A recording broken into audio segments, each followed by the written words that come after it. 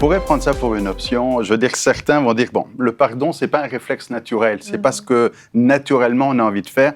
Généralement, devant l'offense, l'homme a plutôt un penchant naturel à la réparation, voire à la vengeance. Si vous prenez un film d'action à Hollywood, le scénario, quasiment tous les films d'action, ça commence comme ça. Il y a une injustice, il y a quelqu'un qui est mort injustement, il y a eu un crime, il y a eu un vol, il y a eu quelque chose. Et pendant tout le film, le héros va essayer de se venger. Et c'est en fait, la vengeance est un plat qui se mange froid. Donc c'est ça, la nature humaine. Mais tous les chrétiens sont pourtant d'accord aujourd'hui pour dire que dans les bases du christianisme, dans ce qui est fondamental dans la vie chrétienne, c'est le pardon. À l'instar de Jésus sur la croix, qui va dire « pardonne-leur » parce qu'ils ne savent pas ce qu'ils font. Et on convient que c'est difficile à faire. Tout le monde convient que ce n'est pas facile à pardonner, mais pourtant, on est tous d'accord que le pardon est indispensable, que le pardon est normal, que le pardon fait partie de la vie chrétienne. Alors, quelque part, j'aurais envie de dire aujourd'hui à toi qui m'écoutes, il ne faut pas être un hypocrite. Parce que sinon, on tombe dans une hypocrisie quand on dit « il faut pardonner », mais pas moi. Il faut pardonner, mais pas nous.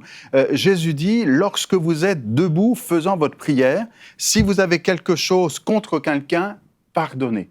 Parce qu'on ne peut pas être là, debout, en train de faire notre prière, alors qu'on a quelque chose contre quelqu'un qu'on n'a pas encore pardonné. Et combien de chrétiens sur la surface de la terre n'ont pas récité par cœur cette prière que Jésus nous a enseignée en disant « Pardonne-nous nos offenses, comme nous aussi, nous pardonnons à ceux qui nous ont offensés. » Si vous dites cette prière et que vous ne pardonnez pas à ceux qui vous ont offensés, vous êtes un menteur, voire un hypocrite. Alors oui, c'est un chemin étroit. Le chemin large et spacieux est plus facile à emprunter, mais Jésus nous invite à emprunter un chemin étroit et resserré. Et l'apôtre Paul comprend cela et va prendre Jésus comme exemple. Et dans Colossiens 3,13, il va dire « De même que Christ vous a pardonné, pardonnez vous aussi. » Donc on prend l'exemple de Jésus, le pardon qu'il nous a accordé, de même qu'il vous a pardonné, pardonnez-vous vous aussi. Le pardon est indispensable et on oublie trop souvent que le pardon, c'est sérieux.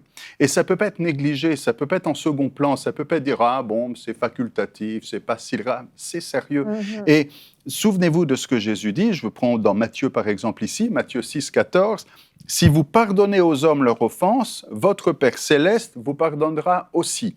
Mais si vous ne pardonnez pas aux hommes, votre Père ne vous pardonnera pas non plus vos offenses. » C'est sérieux. Jésus est en train de dire tout simplement, si tu pardonnes, tu seras pardonné.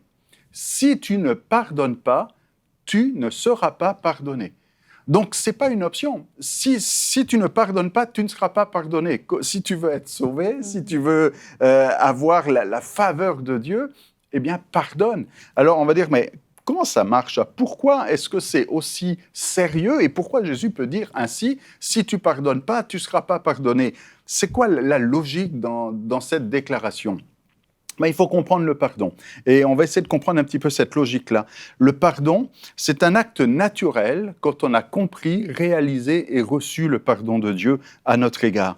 Quand on réalise la grandeur de son amour, quand on réalise la grandeur du pardon de Dieu, comme dirait l'apôtre Paul, la longueur, la largeur, la hauteur, la profondeur de son amour, quand on a compris cela, eh bien, on ne peut que pardonner.